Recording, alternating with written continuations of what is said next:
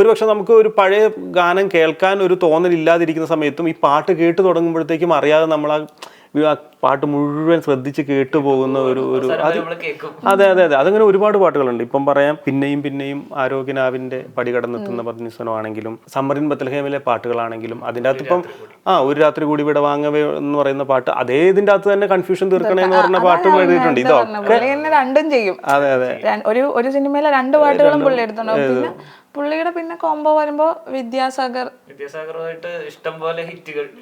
ഒരു സിനിമ മീശമാധവൻ എല്ലാ പാട്ടും ഹിറ്റാണ്. അല്ല മീശമാധവൻ എന്നെ ഭയങ്കര ഇതാക്കി. ഇപ്പൊ ചിങ്ങമാസം വന്നു ചേർന്നാലും എഴുതിയിട്ടുണ്ട്, കരിമിഴി കുരുവി എഴുതിയിട്ടുണ്ട്, അതിന്റെ എന്റെ എല്ലാം എല്ലാം അല്ലേ. എന്റെ എല്ലാം എല്ലാം എന്ന് പറഞ്ഞിട്ട് ശരിക്കും പറഞ്ഞാല് ദ്വയാർത്ഥമുള്ള പാട്ടാണ്. അത് ശ്രദ്ധിച്ചു കേട്ടിട്ടുണ്ടെങ്കിൽ പുള്ളിയുടെ ഒരു ഇത് ഒരു കഴിവാണ്.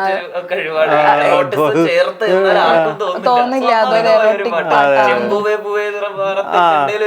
അതൊരു അതിന്റെ കഥയുണ്ടല്ലോ. അതിന്റെ കഥ ഇളയരാജയാണ് മ്യൂസിക് ചെയ്യാനിരിക്കുന്നത്.